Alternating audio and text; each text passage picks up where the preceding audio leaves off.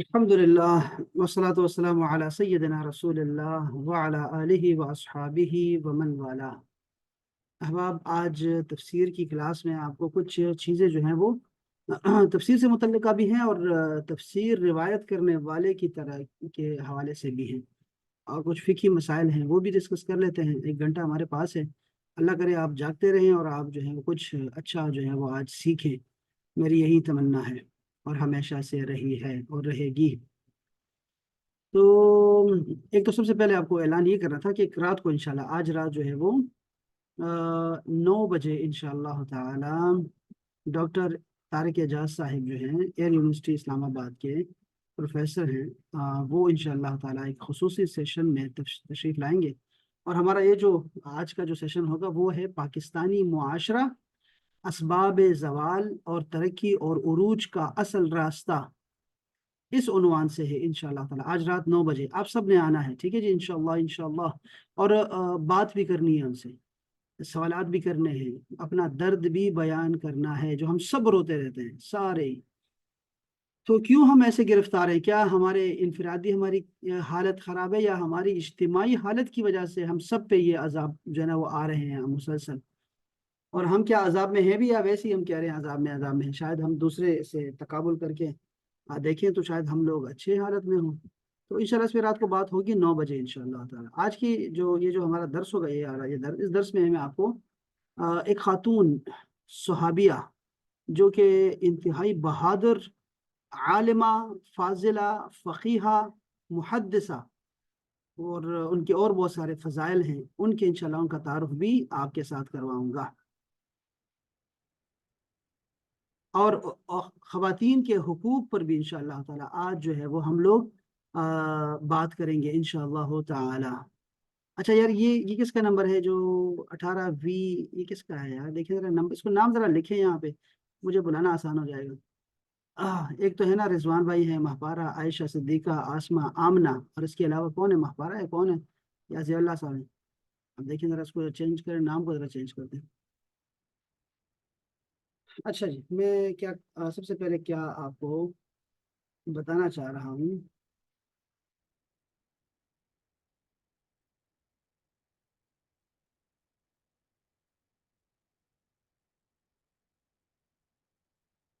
ये जो खातून है, इस खातून के बारे में सबसे पहले मैं आपको बताना चाह रहा हूँ, ठीक है? फिर उसके बाद हम लोग हुकूक पे बात करते हैं इंशाअल्लाह। एक मरतबा एक खातून हुजूर अकरम सल्लल्लाहु अलैहि वसल्लम की खिदमत अक़दस में हाजिर हुई और कहने लगी, या रसूल अल्लाह, मैं बहुत सी औरतों की नुमाइंदा बनकर यानी सरबराह बन के उनकी तरफ से मैं आई हूँ आपकी बारगाह में। अल्लाह पाक ने आपको मर्दों और औरतों दोनों की तरफ रसूल बनाकर भेजा है। ये जरा बातें सुने, इस खातून की जरा सुनिए। आ आपने अर्ज किया, या रसूल अल्लाह, अल्लाह पाक ने आपको मर्दों और औरतों दोनों की तरफ रसूल बनाकर भेजा है। चुनांचे हम औरतें आप पर ईमान लाई हैं और आपकी पैरवी का अहद किया है, बैत ली है। आप अब मुआमला ये है कि हम औरतें पर्दा नशीन होकर घरों में रहती हैं। हम अपने शोहरों की खिदमत करती हैं, उनके घरों की रखवाली करती हैं और उनके मालों और सामानों की हिफाजत करती हैं, जबकि मर्द जुम्मे की नमाज और जनाजों में शिरकत करके अजर अजीम हासिल करते हैं। तो सवाल ये है कि उन मर्दों के सवाबों में से कुछ हम औरतों को भी मिलेगा या नहीं? ये सुनकर आका करीम सल्लल्लाहु अलैहि वसल्लम सहाबा कराम की तरफ मुतवज्जे हुए। अब वो देखो, खातून बात कर रही है सारी खवातीन की तरफ से, ठीक है? और रसूल पाक ने सहाबा की तरफ जो है मुतवज्जे होकर फरमाया, देखो, इस औरत ने अपने दीन के बारे में कितना अच्छा सवाल किया है। ओहो, देखो ना, कितना उस्ताद कितना खुश होता है और रसूल पाक कितने खुश हुए अच्छे सवाल से। सवाल अच्छा होना चाहिए, अच्छा सवाल आधा इल्म है। इल्म को आधा इल्म जो है वो सवाल करना है, अच्छा सवाल करना है, और इल्म हासिल करने के लिए सवाल करना चाहिए, ठीक है? तो आपने दाद दी उनको उनके सवाल पे, ऐसा ही दाद देनी चाहिए हमेशा जब अच्छा सवाल हो। फिर आप सल्लल्लाहु अलैहि वसल्लम ने उस खातून से फरमाया कि तुम सुन लो, اور جا کر عورتوں سے کہہ دو، عورتیں اگر اپنے شوہروں کی خدمت گزاری کر کے ان کو خوش رکھیں، اپنے شوہروں کو خوش رکھیں، ہمیشہ اپنے شوہروں کی خوشنودی طلب کرتی رہیں اور ان کی فرمانبرداری کرتی رہیں، تو مردوں کے اعمال کے برابر عورتوں کو بھی ثواب ملے گا۔ یہ سن کر وہ خاتون بہت زیادہ خوش ہوئی۔ اب یہی الفاظ، یہی حدیث شریف جو ہے مختلف الفاظ کے ساتھ آئی ہے، میں آپ کو سناتا ہوں۔ کیا آپ کو معلوم ہے کہ یہ عظیم اور دانشور خاتون کون تھی؟ وہ کوئی اور نہیں بلکہ جلیل القدر صحابی حضرت سیدنا معاذ بن جبل کی پھوپھی زاد بہن ہے اور انصاری صحابیہ ہیں۔ حضرت سیدتنا ام سلمہ اسماء بنت یزید ان کا نام ہے، نام یاد رکھیں، اسماء بنت یزید۔ آپ کو خطیبۃ النساء یعنی عورتوں کی خطیبہ، نمائندہ کے لقب سے بھی آپ کو بلایا جاتا ہے، کیونکہ آپ اکثر عورتوں کے سوالات رسول اللہ کی بارگاہ میں عرض کیا کرتی تھی۔ حضرت سیدنا اسماء بنت یزید نے بیت رضوان میں شریک ہو کر اپنے پیارے آقا صلی اللہ علیہ وسلم کے ہاتھ پر بیعت کیا۔ آپ اگر بیت رضوان میں جو لوگ شریک ہوئے تھے وہ جنتی ہیں۔ بیت رضوان ایک رسول پاک نے ایک وعدہ لیا تھا ایک موقع پہ صحابہ کرام سے، اور سب نے بیعت لی تھی، تو اس میں تھے یہ بھی شامل ہیں اسماء بنت یزید۔ یہ ذرا سنیے گا، بڑے عجیب زبردست بات ہے۔ تو جنت کی خوشخبری پانے والوں میں آپ کا نام بھی شامل ہے۔ آپ کو حضور پاک صلی اللہ علیہ وسلم سے کئی احادیث روایت کرنے کا اعزاز حاصل ہے، اسی طرح آپ کو پیارے آقا کی خدمت کرنے کی سعادت بھی نصیب ہوتی رہی ہے۔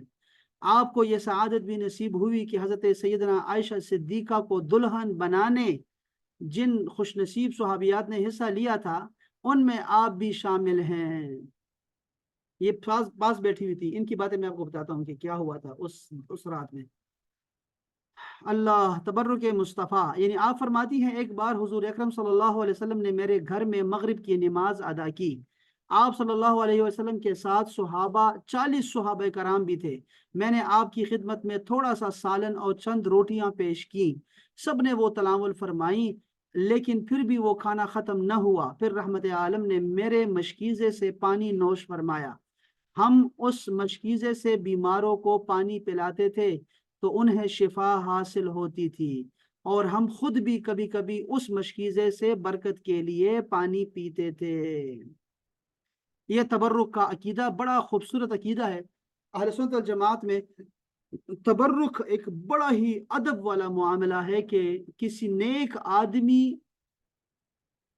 کا آپ کو خاک قدم مل جائے، آپ کو ان کا پہنا ہوا لباس مل جائے، آپ کو ان کا استعمال کیا ہوا جھوٹا پانی مل جائے، یہ سب میں برکت ہے، اس کو تبرک بولتے ہیں۔ تو یہ دیکھیں مشکیزہ ہے، مشکیزہ اس میں سے رسول پاک نے پانی پیا تو آپ نے اسی پانی سے بیماروں کو پانی پلانا شروع کر دیا، اور لوگ آیا کرتے تھے، بیمار آیا کرتے تھے اور شفا پاتے تھے وہاں سے۔ ایسی اور بہت ساری خواتین ہیں جو ایسا کرتی تھی۔ اللہ اکبر۔ تو یہ تھی خاتون اسماء بنت یزید۔ اسماء بنت یزید کے بارے میں ویکیپیڈیا لکھتا ہے کہ یہ معاذ بن جبل کی پھوپھی زاد بہن ہے، پھوپھی کی بیٹی ہے، اور ان کی کنیت ام سلمہ ہے۔ یہ ایک انصار سے ہے اور بڑی عقل مند اور ہوش گوش والی خاتون تھی۔ ٹھیک ہو گیا۔ ایک مرتبہ رسول پاک صلی اللہ علیہ وسلم کی بارگاہ میں حاضر ہوئی اور کہنے لگی یا رسول اللہ، میں بہت سی عورتوں کی نمائندہ بن کر آئی ہوں، تو یہ وہی ہے۔ ٹھیک ہے، اس کے بعد آخر میں کیا ہوا پتہ ہے؟ آخر میں یہ ہوا، رسول پاک نے جو دو جملے ہیں اس حدیث پاک میں جو بہت ضروری ہیں، وہ جملے یہ ہیں کہ رسول پاک نے صحابہ کرام سے فرمایا دیکھو اس عورت نے اپنے دین کے بارے میں کتنا اچھا سوال کیا، ایک یہ بڑا اہم ہے۔ اور پھر جب ان کو اسماء بنت یزید نے سنا کہ مردوں کو خوش کرنے اور اپنے شوہروں کو خوش رکھنے کا اجر اور ثواب کتنا زیادہ ہے، تو کیا ہوا پتہ ہے؟ یہ سن کر اسماء بنت یزید مارے خوشی کے نعرے تکبیر لگاتے ہوئے باہر نکلی ہے۔ یہ آسان ٹاسک ہے ہمارے لیے، بڑا آسان ٹاسک مل گیا کہ اب جو ہے صرف شوہر کی رضا چاہیے، اپنے شوہر کی خدمت کرنی ہے، اس کو راضی کرنا ہے، اور جنت ہے۔ اور اس طرح کی بہت ساری احادیث ہیں اس پہ، صرف یہ حدیث نہیں بلکہ اور احادیث پہ دلالت کرتی ہے کہ وہ عورت جو مر گئی اور اس کا شوہر اس سے راضی ہو تو وہ جنتی ہے۔ اب یہ بڑی عجیب ہے، بہت ساری احادیث ہیں اس پہ آتی ہیں۔ اچھا، دوسری حدیث جو میں آج آپ کو سنانے لگا ہوں ان سے جو روایت ہے، ان سے بہت ساری احادیث روایت ہیں، لیکن یہ حدیث سنیے گا ذرا، جو امام ترمذی نے بھی روایت کی، ابن سعد نے، امام احمد بن حنبل نے بھی، کہتے ہیں کہ اس بیت میں اسماء کی خالہ بھی شریک تھی، جو سونے کے کنگن اور انگوٹھیاں پہنی ہوئی تھی۔ یہ اسماء بنت یزید کی ایک خالہ تھی، انہوں نے کیا کیا تھا کہ سونے کے کنگن اور انگوٹھیاں پہنی ہوئی تھی۔ بعض حدیث میں آتا ہے کہ یہ اسماء نے خود پہنی ہوئی تھی۔ آپ نے فرمایا کہ ان کی زکوٰۃ دیتی ہو آپ؟ تو وہ بولی نہیں۔ تو آپ نے فرمایا تو کیا تم کو یہ پسند ہے کہ خدا آگ کے کنگن اور انگوٹھیاں پہنائے تمہیں؟ حضرت اسماء نے کہا خالہ ان کو اتار دو، چنانچہ فوراً تمام چیزیں اتار کر پھینک دی۔ اسماء رضی اللہ تعالی عنہا نے کہا یا رسول اللہ، ہم زیور نہ پہنیں گے تو شوہر وہ بے وقعت سمجھے گا، ہمیں خود کو سنوارنا ہوتا ہے شوہروں کے لیے۔ تو آپ نے ارشاد فرمایا تو پھر چاندی کے زیور بنواؤ، یہ سنو ذرا خواتین، چاندی کے زیور بنواؤ اور ان پر زعفران مل لو کہ سونے کی چمک پیدا ہو جائے۔ یہ ہے آرٹیفیشل، دیکھا آپ نے، یہ آرٹیفیشل جو ہماری آج کی جو ہماری آرٹیفیشل جیولری ہے، اس کے بارے میں یہ دیکھیں رسول پاک کا ذرا فرمان دیکھیے۔ میں آپ کو بھی کچھ فتاوجات دکھاتا ہوں۔ تو آپ کیا کرو، آپ نے مشورہ دیا کہ چاندی کے زیور بنواؤ اور اس پہ زعفران مل لو، یہ سونے کی چمک پیدا کر دے گا۔ ایسے ہی جنا اس سے پیسے بھی کم لگیں گے۔ آج کل خواتین ویسے اس کو برا نہیں مان رہی، یعنی آج کل کے دور میں، یہ 2025 میں خواتین آرٹیفیشل جیولری کو برا نہیں دیکھ رہی اس کو۔ اس سے پہلے لوگ ہنستے تھے اور لوگ ضروری سمجھتے تھے کہ بھئی سونے کے ہی ہونے چاہیے۔ اب لوگ جو ہیں وہ سب کو پتا ہے کہ سونا 3 لاکھ سے بھی اوپر ہو گیا ہے، تو کیسے خریدیں گے؟ کوئی نہیں خرید سکتا۔ تو اس وجہ سے جو ہے وہ آرٹیفیشل جو ہے وہ بڑی خوبصورت ہوتی ہے، اور آپ اس کو پہنیں اور شوہر کو بھی آسانی دیں۔ تو غرض ان باتوں کے بعد جب بیعت کا وقت آیا تو آنس صلی اللہ علیہ وسلم نے زبانی چند اقرار کرائے۔ حضرت اسماء نے کہا یا رسول اللہ، ہم آپ سے بیعت کرتے ہیں، اپنا ہاتھ بڑھائیے۔ آپ سنیے، سیدہ اسماء نے کہا آپ ذرا اپنا ہاتھ بڑھائیے، ہم آپ سے مصافحہ کریں گے، بیعت کریں گے۔ فرمایا میں عورتوں سے مصافحہ نہیں کرتا۔ بعض روایتوں میں یہ بھی ہے کہ کنگن کا واقعہ خود اسماء رضی اللہ تعالی عنہ کا ہے۔ یہ جو اسماء کا نام لکھتے ہیں نا، دیکھو ایک نام اسماء کا جو نام ہے نا، اسماء ایک تو اس طرح بھی لکھا جاتا ہے جس طرح آپ کو دکھائی دے رہا ہے، اسماء ایسے بھی لکھا جاتا ہے، ٹھیک ہے؟ یہ جو اسماء ہے یہ ہے اسماء، ٹھیک ہے، اسماء، اور یہ بہت سارے صحابیات کا نام ہے، یہ بھی ٹھیک ہے۔ اور ایک نام ہوتا ہے عاصمہ، یہ بھی خوبصورت نام ہے، عاصمہ۔ عاصمہ بہترین نام ہے، خوبصورت نام ہے، عاصمہ۔ تو یہ اسماء ہے۔ اسی طرح سیدہ عائشہ کی رخصتی ہوئی اور وہ میکے سے کاشانہ نبوت میں آئیں، تو جن عورتوں نے ان کو سوارا تھا، میک اپ کروایا تھا، سارا کچھ سوارا تھا، ان میں حضرت اسماء بھی داخل تھی۔ حضرت عائشہ کو جلوے میں بٹھا کے حضرت صدم کو اطلاع کی، آپ ان کے پاس آ کر بیٹھ گئے۔ اب دیکھیں یہ بٹھانا، ساتھ جو بٹھاتے ہیں، دیکھیں نکاح کے بعد رسول پاک صلی اللہ علیہ وسلم تشریف لائے اور آپ کے ساتھ ہی بیٹھ گئے۔ کسی نے دودھ پیش کیا تو تھوڑا سا پی کر حضرت عائشہ کو دے دیا، ان کو شرم معلوم ہوئی۔ اب دیکھیں ایسے ہی ہو رہا ہے، آج کل بھی یہی ہو رہا ہے۔ تو اگر نکاح کے بعد ہے تو اس میں کوئی حرج نہیں ہے، اگر کلچر بھی اجازت دے۔ یہ کلچر کا بھی بہت بڑا حصہ ہے اس میں، ذرا بات یہ دیکھیے، خواتین نہیں سمجھتی ان باتوں کو۔ جب نکاح ہو جاتا ہے تو دونوں مل سکتے ہیں، جو بھی جن کا نکاح ہوا ہے، میاں بیوی بن گئے ہیں، تو وہ مل سکتے ہیں، لیکن اس میں شرم اور حیا ہونی چاہیے۔ ایسے نہیں ہے کہ آپ ان کو جس طرح ٹی وی پہ ہوتا ہے اور وہ عورتیں کرتی ہیں اور یہ جو اداکارائیں کرتی ہیں، وہ طوائف ہیں، وہ اور طرح کی ان کا مزاج ہے، ان کی زندگی ہے۔ آپ اس طرح کا ماحول نہ کریٹ کیا کریں شادیوں میں۔ آپ وہ کر سکتے ہیں، مل سکتے ہیں، بٹھا سکتے ہیں ساتھ میں، لیکن کلچر آپ کی اجازت دیتا ہے کہ نہیں، وہ ضرور دیکھنا ہے آپ نے، ٹھیک ہے؟ اس لیے تو آپ بڑے بوڑھے جو ہے وہ منع کرتے ہیں اور ان چیزوں پہ برا سمجھتے ہیں ایسے کام کو۔ اب اس کو دیکھیں، اس حدیث کو دیکھیں کہ رسول پاک ہم خود تشریف لائے اور آپ جو ہے وہ سیدہ عائشہ کے قریب بیٹھے، اور آپ نے جو ہے اپنا جوتا جو تھا، جو بھی آپ نے پیا، ٹھیک ہے، اس کو آپ نے آگے پیش کیا کہ آپ آپ بھی پیئیں۔ تو سیدہ عائشہ جو تھی وہ شرما گئی، چھوٹی تھی ابھی، سر جھکا لیا آپ نے۔ حضرت اسماء نے ڈانٹا کہ رسول اللہ صلی اللہ علیہ وسلم جو دیتے ہیں لے لو۔ حضرت عائشہ نے چپکے سے وہ دودھ لے کر کسی قدر پی لیا اور پھر حضرت وسلم کو دے دیا واپس۔ رسول اللہ صلی اللہ علیہ وسلم نے حضرت اسما کو دے دیا تو انہوں نے پیالے کو گھٹنے پر رکھ کر اس کو ایسے گردش دے دی، یعنی گھمایا اس کو، وہ جو پیالہ تھا اس کو گھمایا، اللہ اکبر، کہ جس طرف سے رسول اللہ صلی اللہ علیہ وسلم نے نوش فرمایا تھا وہاں بھی منہ لگ جائے۔ یہ برکت کے لیے ایسے کرتے تھے۔ رسول پاک صلی اللہ علیہ وسلم کا حکم جدا ہے۔ وہ لعاب جو تھا، وہ لعاب جہاں پہ آپ کو پتا ہے کہ وہ ام سلیم جو تھی حضرت انس بن مالک، ان کے گھر میں جب رسول پاک گئے تو وہاں مشکیزے سے کھڑے ہو کے آپ نے پانی پیا تو انہوں نے مشکیزے کا منہ ہی کاٹ کے اپنے پاس رکھ لیا۔ انہوں نے بھی ایسے کیا کہ وہ پیالہ تھا اس پہ رسول پاک نے اپنا جو ہے وہ لعاب لگایا ہوا تھا، اپنے ہونٹ لگائے ہوئے تھے، تو آپ نے پیالے کو گردش دی اور وہاں سے منہ لگایا جہاں رسول پاک نے منہ لگایا تھا۔ اس کے بعد رسول اللہ صلی اللہ علیہ وسلم نے فرمایا کہ اور عورتوں کو بھی دے دو، سب کو دے دو یہ، لیکن سب نے جواب دیا کہ ہم کو اس وقت خواہش نہیں ہے۔ عورتیں شرما گئی، عورتوں نے کہا نہیں نہیں ہمیں ضرورت نہیں، ہمیں بھوک نہیں ہے۔ ارشاد کیا آپ نے فرمایا بھوک کے ساتھ جھوٹ بھی، یعنی ہنسی مذاق چل رہا ہے جس طرح ہوتا ہے وہ ہنسی مذاق، شادی کا ماحول ہے، تو آپ نے فرمایا بھوک کے ساتھ آپ جھوٹ بھی بول رہی ہو، تو پھر انہوں نے لے لیا تھا۔ حضرت یہ جو سیدہ اسماء ہے، یہ چونکہ بہادر خاتون تھی، پہلوان تھی، اور یہ مجاہدہ تھی، یہ جہادوں میں شریک ہوتی تھی۔ یہ 15 ہجری میں رسول اللہ صلی اللہ علیہ وسلم کے بعد 5 سال کے بعد یرموک کا جو ہے نا موقع آیا، یہ انگریز جو ہے وہ لڑائی، ان کے ساتھ لڑائی چل رہی تھی، تو حضرت اسماء نے اپنے خیمے کی طرف سے 9 رومیوں کو قتل کیا تھا، 9 بندوں کو قتل کیا آپ نے، یہ اتنی بہادر خاتون ہے۔ یرموک کے بعد بھی آپ زندہ رہی، آپ حیات رہی، اور اس کے بعد پھر وفات پائی 70 ہجری میں آپ نے وفات پائی ہے، 70 ہجری، بہت دیر کی بات ہے۔ اب یہ دیکھنا پڑے گا ذرا دوبارہ سے کہیں اور بھی کہ 70 ہجری تھی۔ بہت ساری آپ کی حدیثیں آپ نے روایت کی ہیں اور بڑی مشہور روایتیں ہیں، بہت ساری روایتیں ہیں۔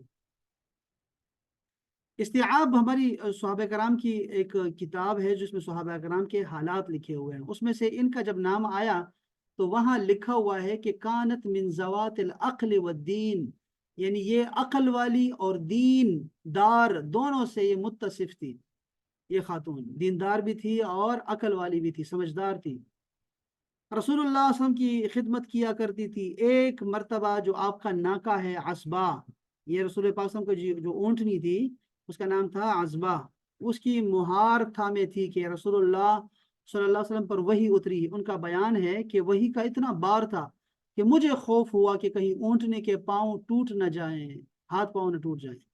حضرت اسماء اکثر اوقات کاشائے نبوت میں حاضر ہوتی، ایک مرتبہ بیٹھی تھی کہ رسول اللہ صلی اللہ علیہ وسلم نے دجال کا ذکر فرمایا۔ اب یہ سنیے گا ذرا، کو گھر میں کوہرام مچ گیا، رسول اللہ صلی اللہ علیہ وسلم دوبارہ تشریف لائے تو وہی حالت قائم تھی، سارے وہی ڈرے ہوئے تھے دجال کے خوف سے۔ فرمایا کیوں روتی ہو؟ حضرت اسماء نے کہا ہماری حالت یہ ہے کہ لونڈی آٹا گوندنے بیٹھی، ہم کو سخت بھوک ہوتی ہے، وہ پکا کر فارغ نہیں ہوتی کہ ہم بھوک سے بیتاب ہو جاتے ہیں۔ پھر دجال کے زمانے میں جو قحط پڑے گا، یعنی وہ کیا فرما رہی کہہ رہے ہیں کہ ہمیں تو اتنی بھی ہمیں دیر جو ہے وہ بھوک لگ جاتی ہے، اور ہم تو بھوک ہمیں تو برداشت ہی نہیں ہوتی، اتنی دیر بھی کہ آٹا گوندا ہے تو اس سے روٹی بنا کے ہمیں کھلائے، اتنی دیر بھی ہم صبر نہیں کر سکتی۔ تو دجال کا زمانہ جب آئے گا اور قحط پڑے گا تو ہم کیوں کر صبر کریں گے، اس وقت کیسے کریں گے صبر؟ اب یہ تو انہوں نے ایک اس کا پہلو بیان کیا، تو رسول پاک صلی اللہ علیہ وسلم نے ارشاد فرمایا اس دن تسبیح اور تکبیر بھوک سے بچائے گی۔ جس دن دجال آئے گا نا، لوگوں کو بھوک نہیں لگے گی کھانے پینے کی، لوگوں کو کھانا پینا جو ہے وہ بھول جائے گا، ان کو صرف تسبیح یاد رہے گی، اللہ کی حمد و ثنا یاد رہے گی۔ اللہ اکبر۔ پھر کہا رونے کی ضرورت نہیں، آپ نے فرمایا اگر میں زندہ رہا، رسول پاک صلی اللہ علیہ وسلم فرما رہے ہیں اگر میں زندہ رہا تو میں خود سینہ سپر ہو جاؤں گا، یعنی دجال کا مقابلہ میں خود کروں گا، ورنہ میرے بعد خدا ہر مسلمان کی حفاظت کرے گا، ان کے لیے کوئی نہ کوئی ہوگا، اور وہ ہوں گے حضرت امام مہدی ہوں گے، حضرت عیسیٰ علیہ السلام ہوں گے۔ مہمان نواز تھی آپ بہت۔ ایک بار حضرت شہر بن حوشب آئے تو انہوں نے ان کے سامنے کھانا رکھا، حضرت شہر بن حوشب نے انکار کیا، یہ ان کے شاگرد ہیں، تابعین میں سے ہیں، تو رسول اللہ صلی اللہ علیہ وسلم کا ایک واقعہ بیان کیا جس سے یہ مقصود تھا کہ انکار مناسب نہیں ہے، انہوں نے کہا اب دوبارہ ایسی غلطی نہیں کروں گا. یعنی آپ حدیث سنایا کرتی تھی جب بھی ایسا کوئی واقعہ ہوتا تھا. یہ آپ کے مشہور شاگردوں میں سے ہے. اچھا، ان کی جو احادیث نے روایت کی ہے میں آپ کو کچھ سناتا ہوں کہ یہ کس طرح کی حدیثیں جو ہیں وہ ان کے ساتھ واقعہ آتا تھا، کس طرح کا واقعہ آتا تھا.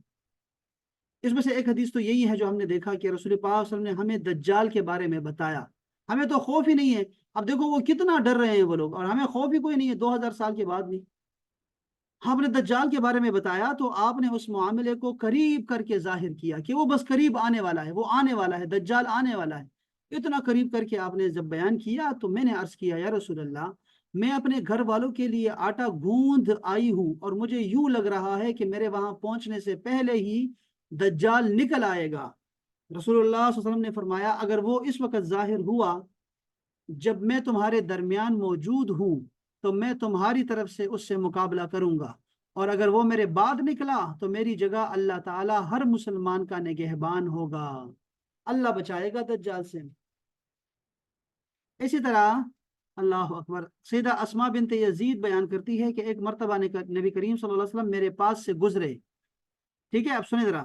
میں کچھ خواتین کے ساتھ بیٹھی ہوئی تھی. رسول اللہ صلی اللہ علیہ وسلم نے ہمیں سلام کیا. اب دیکھیں خواتین کو سلام کرنا، رسول اللہ نے ہمیں سلام کیا. بچوں کو سلام کرنا چاہیے، مردوں کو بھی، اور خواتین کو بھی سلام کرنا چاہیے. پھر آپ صلی اللہ علیہ وسلم نے ارشاد فرمایا تم لوگ انعام دینے والوں کی ناشکری نہ کرو. یہ حدیث تمام خواتین اپنے سرہانے لکھ لے. جو اسٹڈی کرتی ہیں وہ اسٹڈی ٹیبل کے سامنے یہ حدیث شریف لکھے، اور نیچے اس کی تخریج آپ دیکھیں کتنی کتابوں میں یہ حدیث آئی ہے. اللہ اکبر. خواتین کو مخاطب کر کے آپ نے فرمایا کہ تم لوگ انعام کرنے والوں، احسان کرنے والے، تمہارے ساتھ احسان کا معاملہ کرتے ہیں، تمہیں نعمتیں دیتے ہیں، ان کی ناشکری سے بچو. میں نے عرض کیا، اب یہ اسماء بنت یزید کہہ رہی ہیں کہ میں نے عرض کیا انعام دینے والوں کی ناشکری سے کیا مراد ہے یا رسول اللہ؟ آپ نے فرمایا کوئی عورت بیوہ یا مطلقہ ہو جانے کے بعد یا شادی سے پہلے ایک طویل عرصے تک اپنے ماں باپ کے ہاں رہتی ہے، پھر اللہ تعالیٰ اسے شوہر عطا کرتا ہے. یعنی وہ ہر وقت شوہر مانگتی رہتی ہے کہ میری شادی ہو جائے، چاہے وہ کنواری ہو یا چاہے پھر جو ہے وہ جو ہے وہ متعلقہ ہو، بیوہ ہو جائے، تو وہ کہتی مجھے شوہر عطا کر. پھر اللہ تعالیٰ اسے شوہر عطا کر دیتا ہے، اور اللہ تعالیٰ اس شوہر کی طرف سے اسے مال اور اولاد عطا کرتا ہے. لیکن کسی موقع پر اس کو غصہ آ جاتا ہے اور وہ اس کی ناشکری کرتی ہے اور کہتی ہے میں نے تمہاری طرف سے ایک بھی دن بلائی کا کبھی نہیں دیکھا. سنیے میرا ایک فون اٹینڈ کر رہا ہوں. السلام علیکم ورحمۃ اللہ. شکر الحمد للہ خیر دیکھو. ہاں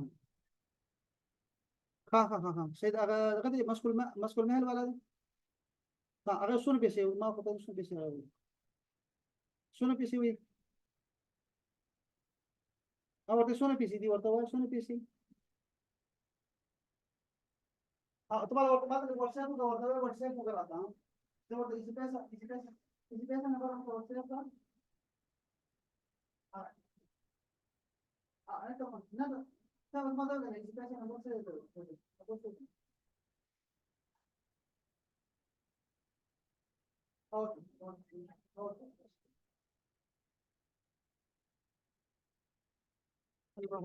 اچھا جی. آپ نے دیکھا کہ آپ نے کیا فرمایا. یہ حدیث شریف اور جگہ بھی ہے، اور طرح سے بھی یہ حدیث پاک آتی ہے کہ خواتین جو ہے وہ میں نے دوزخ میں دیکھی. تو یہ چونکہ ہم اسماء بنت یزید کی حدیث پڑھ رہے ہیں نا، ہم تو جب خواتین کی حدیث پڑھیں گے اور بیویوں کی حدیثیں پڑھیں گے تو اس میں پھر آپ کو وہ حدیث دکھائی دے گی جس میں آپ نے فرمایا کہ میں نے جہنم میں، دوزخ میں خواتین کو زیادہ دیکھا. تو پھر خواتین کو فکر لگ گئی اور انہوں نے پوچھا، صحابیات نے بڑا اچھا کیا کہ کیوں خواتین زیادہ ہیں دوزخ میں.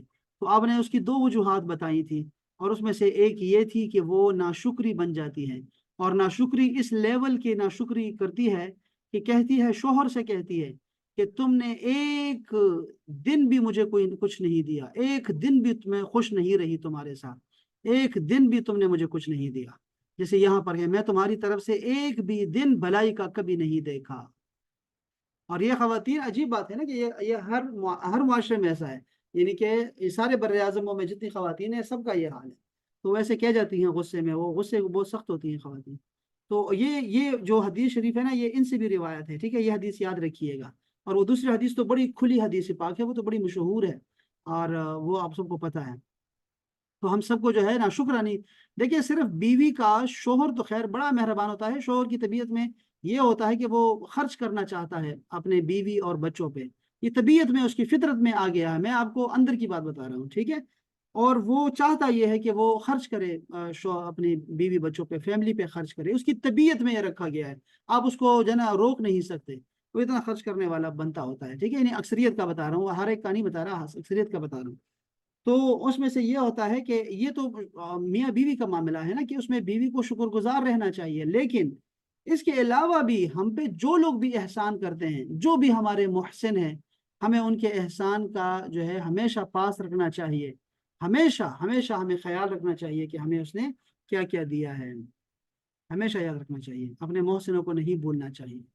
اچھا، اسی طرح یہ شہر بن حوشب جو ہے وہ بیان کرتے ہیں، یہ تابعی ہیں، کہ میں سیدہ اسماء بنت یزید کی خدمت میں حاضر ہوا، تو انہوں نے ایک تھال میں میری طرف جو ہے وہ بڑھایا، جس میں خشک اور تازہ کھجوریں تھی، انہوں نے فرمایا تم کھاؤ، میں نے گزارش کی مجھے اس کی خواہش نہیں، تو انہوں نے بواز بلند مجھ سے فرمایا غصے میں، تم کھاؤ، میں وہ عورت ہوں جس نے سیدہ عائشہ کو شادی کے موقع پر نبی کریم صلی اللہ علیہ وسلم کے لیے تیار کیا تھا، میں سیدہ عائشہ رضی اللہ تعالی عنہا کو ساتھ لے کر نبی کریم صلی اللہ علیہ وسلم کے پاس آئی، میں نے انہیں نبی کریم کے دائیں طرف بٹھا دیا، پھر نبی کریم صلی اللہ علیہ وسلم کی خدمت میں ایک برتن لایا گیا، تو جس میں دودھ موجود تھا، نبی کریم صلی اللہ علیہ وسلم نے اسے پیا، پھر آپ نے اسے سیدہ عائشہ کی طرف بڑھایا، تو انہوں نے اپنا سر جھکا لیا اور وہ شرما گئی، میں نے کہا آپ نبی کریم کے ہاتھ سے اسے حاصل کر لیں، انہوں نے اسے پی لیا اور پی لیا، اور پھر نبی کریم صلی اللہ علیہ وسلم نے ان سے فرمایا تم اسے اپنی ہم عمر لڑکیوں کی طرف بڑھا دو، ٹھیک ہے، میں نے اپنی سہیلیوں کو دے دو، میں نے عرض کیا کہ یا رسول اللہ آپ اسے نوش فرما لیں، پھر مجھے عطا کر دیجئے، نبی کریم صلی اللہ علیہ وسلم نے اسے پیا، پھر آپ نے مجھے عطا کیا، تو میں نے برتن کو گھمایا تاکہ آپ اپنا منہ اس جگہ پر رکھوں جہاں نبی کریم نے رکھا تھا، پھر نبی کریم صلی اللہ علیہ وآلہ وسلم نے ارشاد فرمایا تم اپنی سہیلیوں کو دے دو، ان عورتوں خواتین نے عرض کی ہمیں اس کی خواہش نہیں ہے، تو نبی کریم صلی اللہ علیہ وسلم نے فرمایا تم غلط بیانی اور بھوک کو جمع نہ کرو، یعنی وہ مذاق چل رہا تھا جس طرح ہوتا ہے مزاح میں، تو وہ خاتون بیان کرتی ہیں نبی کریم صلی اللہ علیہ وسلم نے ان لڑکیوں میں سے ایک خاتون کے ہاتھ میں سونے کے کنگن دیکھے، تو فرمایا کیا تم اس بات کو پسند کرتی ہو کہ اللہ تعالیٰ اس کی جگہ آگ سے بنے ہوئے کنگن تمہیں پہنائے؟ وہ خاتون بیان کرتی ہے ہم نے اسے اتار دیا اور ایک طرف رکھ دیا، ہمیں نہیں معلوم کہ اب وہ کہاں ہے۔ اللہ، پھر نبی کریم صلی اللہ علیہ وسلم نے ارشاد فرمایا کیا کسی عورت کے لیے یہ کافی نہیں کہ وہ چاندی کا بنا ہوا دانہ حاصل کرے، پھر تھوڑا سا زعفران لے اور وہ دانہ اس میں ملا دے اور اسے اس میں لت پت کر دے تو وہ سونے کی مانند دکھائی دے گا، ہو جائے گا، یہ طریقہ بھی سکھایا۔ اور آپ نے دیکھا کہ صحابہ کرام جو تھے وہ رسول اللہ صلی اللہ علیہ وسلم کے احادیث پہ، احکام پہ کتنی جلدی عمل کرتے تھے، کتنی جلدی عمل کرتے تھے، اور دل میں کوئی چور بھی نہیں ہوتا تھا، وہ کنگن رکھ دیے تو چھوڑ دیے، کنگن کے کون اٹھائے گا، بیچنے بھی نہیں اس کو، بس رسول نے فرمایا اتار دو تو اتار دیے۔ اسی طرح جو ہے حضرت شہر بن حوشب بیان کرتے ہیں کہ میں نے سیدہ آسماء بنت یزید کو یہ بیان کرتے ہوئے سنا کہ میں نے چند خواتین کے ہمراہ نبی کریم صلی اللہ علیہ وسلم کی بیعت کی، آپ نے ارشاد فرمایا میں تمہارے ساتھ مصافحہ نہیں کروں گا، میں نے تم سے جو وہ عہد لے لیا ہے جو اللہ تعالیٰ نے لینا تھا یا جس کا اللہ تعالیٰ نے مجھے حکم دے دیا تھا، تو خواتین سے آپ ہاتھ نہیں ملایا کرتے تھے، ٹھیک ہے، رسول پاک صلی اللہ علیہ وآلہ وسلم، لیکن بوڑھی خواتین کے ساتھ ہاتھ ملانا جو ہے وہ ثابت ہے، بوڑھی خواتین کے ساتھ آپ نے مصافحہ کیا ہے، ٹھیک ہے، بوڑھی خواتین کے ساتھ جو سن ایاس کو پہنچ جاتی ہے وہ ان کے ساتھ ہے، یہ بھی ایک مسئلہ ہے، ہم کبھی اس کو بھی دیکھیں گے دوبارہ سے تاکید کے لیے۔ تو یہ دیکھا آپ لوگوں نے کہ حضرت اسماء بنت یزید کے بہت سارے جو ہیں وہ احادیث ہیں، وہ یہ دیکھیں ساری احادیث یہاں لکھی ہوئی ہیں، جتنی بھی احادیث ان کی اپنا ایک مسند ہے پورا، تو یہ دیکھیں ساری احادیث انہوں نے روایت کی ہیں، دیکھو یار، اور ہاں ہم ایسے بیٹھی ہوئی ہیں، خواتین ہماری ایسی بیٹھی ہوئی ہیں، کوئی کام نہیں کرتی، دیکھو یار، माशाल्लाह माशाल्लाह, दीन का काम करें। आप लोग भी यही काम करें, आप भी लोगों को अम्र बिल मारूफ के जरिए से अच्छी बातें बताया करें और बुराई से उनको बचाया करें, मना कर दिया करें। तो मैं ये सारी हदीस नहीं पढ़ूंगा, अभी छोड़ दें इसको। ये जो मसला है आर्टिफिशियल जेवरात का, इसको जरा देख लेते हैं, आपको काम आएगा ये वाला मसला। क्या फरमाते हैं उलमाए दीन इस मसले के बारे में कि क्या औरत लोहे और पीतल के आर्टिफिशियल जेवरात इस्तेमाल कर सकती हैं, मसलन कंगन, अंगूठी, हार वगैरह, और अगर इस्तेमाल कर सकती हैं तो क्या इसके इस्तेमाल करने की कोई हद मुकर्रर है? औरतों के लिए सोने और चांदी के अलावा बकिया दांतों यानी कि बाकी जो होती हैं दांतों से बने हुए आर्टिफिशियल जेवरात का इस्तेमाल करना जायज है, मगर अंगूठी सिर्फ सोने और चांदी की इस्तेमाल कर सकती है और दीगर धातों से बनी हुई अंगूठी के इस्तेमाल करने से इज्तिनाब करना चाहिए। ठीक है, एक फतवा ये है। ठीक है, आपने देखा कि आप जो है अंगूठी जो है ना, वो आप चांदी या सोने की रखा करें। आपने वैसे भी अपनी दुल्हनों को कुछ ना कुछ तो जेवर देना ही होता है ना, तो अंगूठी जो है वो सोने की दिया करें, बाकी जो चीजें हैं वो आप आर्टिफिशियल बना सकते हैं। एक तो ये चीज है, ये एक फतवा था। दूसरा फतवा क्या है? सवाल ये है कि क्या आर्टिफिशियल जेवरात पहन सकते हैं? जवाब, औरत अंगूठी सिर्फ सोने या चांदी की इस्तेमाल कर सकती है, आर्टिफिशियल अंगूठी का इस्तेमाल दुरुस्त नहीं है। ऐसा नहीं कि नाजायज है, हराम है, इसमें भी इख्तिलाफ है, अभी बताता हूँ आपको। दीगर आर्टिफिशियल जेवरात औरत इस्तेमाल कर सकती है। और ये जो आखिरी फतवा है ये वहाबियों का है, लेकिन इसको भी देखिए। कहते हैं कि हमारे इल्म व फहम के मुताबिक औरत के लिए सोने और चांदी की तरह तांबे, लोहे, स्टील, मोती या नगीने वगैरह से बनी अंगूठी और जेवर पहनना जायज है। ये कहते हैं कि हर तरह का इस्तेमाल कर सकते हैं आर्टिफिशियल। नबी करीम सल्लल्लाहु अलैहि वसल्लम का एक सहाबी जिसके पास हक मेहर में देने के लिए कुछ नहीं था, उससे आपने फरमाया था, फलतमिस वलो खातमन मिन हदीद, तलाश करो खा लोहे की एक अंगूठी ही मिल जाए, उससे ही शादी कर लो। इस हदीस से ये इस्तेदलाल करते हुए अहले इल्म ने के नज़दीक ये साबित हुआ है कि लोहे की अंगूठी और जेवर वगैरह पहनने में कोई हर्ज नहीं। और इसकी हुर्मत के मुतल्लिक जो हदीस है कि लोहे के मुतल्लिक आपने फरमाया, हादा हिलियत अहल नार, ये तो अहले जहन्नम का जेवर है, ये रिवायत सनद के एतबार से ज़ईफ है। इन्होंने तो यही कहना होता है आखिर में। चलो, तो ये भी है एक मसला हमें पता होना चाहिए था, और ये हमने अस्मा बिनते यजीद की बरकत से ये मसला भी जो है हम लोगों ने सीख लिया, अल्हम्दुलिल्लाह ताला। ये भी अच्छा मसला था।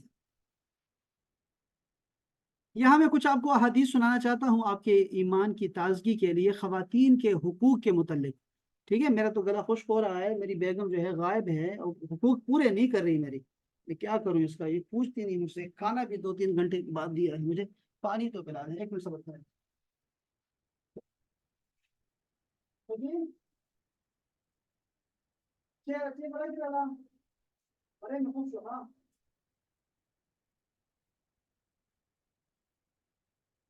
अल्लाह अकबर। अच्छा जी, तो पहले कुछ आयात हैं यहाँ पर और उसके बाद अहादीस हैं। अहादीस हमें जल्दी समझ आ जाती है चीज़ों की, लेकिन ये आयात ज़रा सुनिएगा। मैं समझता हूँ कि आप जो है ना, आपको ये बातें याद रह जाएंगी। क्या आप सुन रही हैं मेरी बात? ये जो आमना, राशिद हैं, आसमा, आयशा, हिरा, महपारा, जी सर, सुन रहे हैं। सुन रही हैं? आप जाग रही हैं माशाल्लाह से। और कोई जाग रहा है कि नहीं? मैं पहले तक इन्फॉर्मेशन ले लूँ, चूंकि मेरा गला वैसे ही बड़ा खुश्क हो गया, थक गया हूँ मैं। और ये जो अभी मैंने पढ़ाना है तो ये बहुत सारी बातें सर मैं भी सुन रही हूँ। सुन रही हैं आप? अच्छा, माशाल्लाह माशाल्लाह। जी, सो नहीं रहे हम लोग सुन रहे हैं, इतने इम्पोर्टेंट चीज चल रही है। हाँ, ये बहुत ज़रूरी है, ये बहुत ज़रूरी है, इस पे हम बात करते हैं। ये देखिए, आप ना आयात को याद रखें, हमेशा आयात को सबसे पहले तरजीह दिया करें। ठीक है, आयात को जरूर देखा करें, फिर उसके बाद हदीस की तरफ जाया करें। ठीक है, आयात में आपको मानने वाले, न मानने वाले जो लोग हैं ना, न मानने वाले, वो तो आपको हर चीज ही उनके लिए जो है ना वो नहीं होगी। आप अपनी राय जरूर बनाइएगा और अपनी चीज को समझिएगा कि मुझे क्या समझना चाहिए चीजों के बारे में। ठीक है, तो आपको पता होना चाहिए थोड़ा बहुत दीन के बारे में। ठीक है, और ये आपको कुरान हदीस का जरूर पता होना चाहिए किसी मौजू के मुतालिक। ठीक है, सुनिए जरा, अल्लाह पाक ने खवातीन के हुकूक के बारे में क्या फरमाया कुरान मजीद में। اے ایمان والو، تمہارے لیے زبردستی عورتوں کا وارث بن جانا جائز نہیں ہے۔ مومنوں مردوں سے کہا آپ نے، اللہ تعالیٰ نے، کہ تمہارے لیے زبردستی عورتوں کا وارث بن جانا جائز نہیں ہے، اور ان سے اپنے دیے ہوئے مہر کا بعض حصہ لینے کے لیے ان کو نہ روکو، ماں سوائے اس کے کہ وہ کھلی ہوئی بے حیائی کا کام کریں، اور تم ان کے ساتھ حسن سلوک کے ساتھ زندگی گزارو۔ اب یہ سارے حقوق بیان ہو رہے ہیں ایک ایک جملے میں۔ پس اگر تم ان کو ناپسند کرو گے تو یہ ہو سکتا ہے کہ تم کسی چیز کو ناپسند کرو، اور اللہ تمہارے لیے اس میں خیر کثیر رکھ دے۔ ٹھیک ہے، اب یہ سنا آپ لوگوں نے۔ اور اگر تم ایک بیوی کو چھوڑ کر دوسری بیوی سے نکاح کا ارادہ کرو، اور تم ان میں سے کسی ایک کو بہت زیادہ مال دے چکے ہو، تو اس سے کوئی چیز واپس نہ لو۔ کیا تم اس مال کو بہتان باندھ کر واپس لوگے اور کھلے گناہ کا ارتکاب کرو گے کیا؟ ایسے لوگ کرتے ہیں۔ یہ ابھی تازہ موضوع ہے میرا، یہ ابھی جو فتویٰ چل رہا ہے، 3 دن ہو گئے اس پہ ہم بات کر رہے ہیں۔ اور تم اس مال کو کیسے واپس لوگے حالانکہ تم خلوت میں ایک دوسرے سے باہم مل چکے ہو؟ یعنی تم نے لذت لے لی ہے اس عورت سے، اب تم اس سے جو ہے وہ اس سے مال اپنا نہیں دینا چاہتے اس کو، اور وہ تم سے عقد نکاح کے ساتھ پختہ عہد لے چکی ہے، تمہارا نکاح ہو چکا ہے۔ اس آیت کے بارے میں ذرا سنیے۔ ان آیتوں کا شان نزول یہ ہے کہ زمانے جاہلیت میں جب کسی عورت کا خاوند مر جاتا تو اس کے خاوند کا سوتیلا بیٹا یا بھائی یا کوئی اور رشتہ دار اس سے بالجبر نکاح کر لیتا، یا کسی دوسرے شخص سے اس کا بالجبر نکاح کر دیتا، اور اس کے کل مہر یا آدھے مہر پر قبضہ کر لیتا۔ یہ آج بھی اس کی قسم باقی ہے۔ یہ جو زمانے جاہلیت ہم کہتے ہیں نا، یہ آج بھی ہمارے اندر جو ہے وہ جاہلیت کے جنا عادات موجود ہیں۔ اسلام نے عورتوں پر اس ظلم اور بری رسم کو مٹایا اور زبردستی عورتوں کا کسی سے بھی نکاح کرنے سے منع فرمایا۔ دوسری اہم چیز ہے مہر کا تحفظ کرنا۔ زمانے جاہلیت میں لوگ مختلف ہیل و بہانوں سے عورتوں کا حق مہر دبا لیتے تھے، یہ آج بھی ہو رہا ہے۔ اسلام نے اس بری رسم کو مٹایا۔ واضح رہے کہ دنیا کے کسی مذہب نے بھی عورتوں کے لیے مہر کو لازم نہیں کیا، صرف اسلام نے ہی عورتوں کو یہ حق مہر دیا۔ مہر کا فائدہ یہ ہے کہ اگر خاوند عورت کو طلاق دے دے یا مر جائے تو عورت کے پاس مہر کی صورت میں ایک معقول آمدنی ہو جس کے ذریعے وہ اپنے نئے مستقبل کا آغاز کر سکے۔ حق مہر عورت کے پاس ہوگا تو اس کا شوہر بھی ڈرے گا طلاق دینے سے، سوچے گا 10 بار، اور آپ نے حق مہر مقرر نہیں کیا تو پھر بعد میں جو ہے آپ ہاتھ ملتے رہ جاؤ گے۔ ان آیتوں میں عورتوں کا خاوند پر تیسرا حق یہ بیان کیا کہ مردوں کو ہدایت دی کہ وہ عورتوں کے ساتھ حسن سلوک کے ساتھ زندگی بسر کرے، رہائش میں، کھانے پینے میں، بات چیت کرنے میں، اور دیگر جو خاندانی اور خانگی معاملات میں ان کے ساتھ حسن سلوک کے ساتھ رہے۔ چوتھا حق جو یہ بیان فرمایا کہ اگر عورت کی صورت یا سیرت تم کو ناپسند ہو پھر بھی اس کے ساتھ ازدواج کے ناطے نہ توڑو، اور صبر شکر کے ساتھ اس کے ہمراہ زندگی گزارو۔ ہو سکتا ہے کہ اس سے ایسی صالح اولاد پیدا ہو کہ اسے دیکھ کر تم بیوی کی بدصورتی اور اس کی بری عادتوں کو بھول جاؤ، یا کسی اور وجہ سے اللہ تمہارے لیے اس نکاح میں ڈھیروں برکتیں نازل فرمائے۔ پانچواں حق یہ ہے کہ اگر عورت کو تم نے سونے چاندی کے پل کے برابر، یہ پل ہوتا ہے پل کے برابر یا پل کے برابر، یہ کیا لفظ ہو سکتا ہے، برابر ڈھیروں مال بھی دے چکے ہو، یعنی ڈھیروں ڈھیر تم نے حق مہر دیا ہو، خواہ مہر کی صورت میں ہو یا ویسے ہی بطور تحفہ، تو اس مال کو اب اس سے واپس نہ لو۔ تم نے صرف مال دیا ہے، عورت تو اپنا جسم اور بدن تمہارے حوالے کر چکی ہے، اور جسم و جان کے مقابلے میں مال کی کیا حقیقت ہے۔ اب یہ دیکھا آپ لوگ ان آیات کو، یہ آیات آپ کو یاد رکھنی چاہیے، ٹھیک ہے، سورہ نساء کی۔ پھر فرمایا اللہ پاک نے، پھر اگر تمہیں یہ خدشہ ہو کہ تم ان متعدد ازواج میں سے، متعدد زیادہ ہیں، ازواج میں عدل قائم نہیں کر سکو گے تو فقط ایک سے نکاح کرو، ایک عورت پہ رہو، یا اپنی مملوکہ جو باندھی ہوتی ہے اس پہ اکتفا کرو، وہ کافی ہے تمہارے لیے۔ یہ کسی ایک زوجہ کی طرف سے بہت مائل ہونے سے زیادہ بہتر ہے، اور عورتوں کو ان کا حق مہر خوشی سے ادا کرو۔ دیکھا آپ لوگوں نے، یہ پوری آیت ہے اس میں، वआतुन निसा सदक़ातिहिन्ना निहला, खुशी से हक के मेहर अदा किया करो। हमारे लोग सोच ही नहीं सकते ऐसा कि हक के मेहर भी प्यार मोहब्बत से देना चाहिए। हालांकि वो दोनों का होता है, लेकिन नहीं उसको बीवी के कब्जे में मलकियत में देना चाहिए। ऐसे नहीं है कि मेरे पास पड़ा है, बस मेरी माँ के पास पड़ा है, ये भी होता है, माँ के पास पड़ा है जी, हक मेहर है तुम्हारा, तुम्हें सोना लिख दिया हमने, 14 तोले सोना दे दिया है बहू को, कहाँ है वो? माँ के पास पड़ा हुआ। जो होते हैं ना ऐसे शोहर जो माँ के बेटे होते हैं ज्यादा, वो नाइंसाफी करते हैं, वो बेअदले होते हैं, वो कभी इंसाफ नहीं कर पाते। ये ज़हन में रखिए, हमारे मुआशरे में ये जो हिंदुस्तान का मुआशरा है, ये तबाह बर्बादी इसी वजह से है कि जो जो जॉइंट फैमिली में इसलिए रहता है शादी के बाद कि वो माँ बाप की खिदमत करेगा, यहाँ बीवी उसके माँ की खिदमत करेगी, वहाँ लड़ाइयाँ शुरू हो जाती हैं, और माँ जो है वो बेटे को जो है पकड़ लेती है कि तुम उसके शोहर नहीं, मेरे बेटे हो। और वो जो औरत का हक होता है वो अदा नहीं कर सकता वो इस मुआशरे में, ज्वाइंट फैमिली में स्पेशली नई लड़ाइयाँ चल रही हैं, रोजाना का ये मसला आता है मेरे पास। और ये मैं जो आपको बता रहा हूँ बतौर मर्द नहीं बता रहा हूँ, बतौर आपको एक मुफ्ती का बता रहा हूँ मैं आपको। अभी अभी घंटा नहीं गुजरा, अभी भी एक खातून ने यही बताया मुझे। अब क्या करें इसका, वो भी खवातीन है, मर्द से पूछूंगा वो भी यही कहेगा कि यही मसला है, क्या करूं मैं? माँ को छोड़ दूं मैं, बहन को छोड़ दूं मैं, क्या करूं? बीवी तो फिर भी समझ जाएगी, क्या करूं? या कहेगी मेरी बीवी जो है वो नहीं समझती, क्या करूं मैं? मेरी माँ जो है वो भी, क्या करूं? निकाल दिया घर से, बेटे को घर से निकाल दिया है, फिर भी जो है वो लगा हुआ है, वो लगातार लगा हुआ है। ये हमारे मसाइल खत्म नहीं होंगे, ये मसाइल चलते रहते हैं। हमारी मुसीबत यह है कि हम लोग अच्छे मुसलमान नहीं है ना, हमें सीरत रसूल का पता ही सिरे से नहीं है कि क्या होना चाहिए।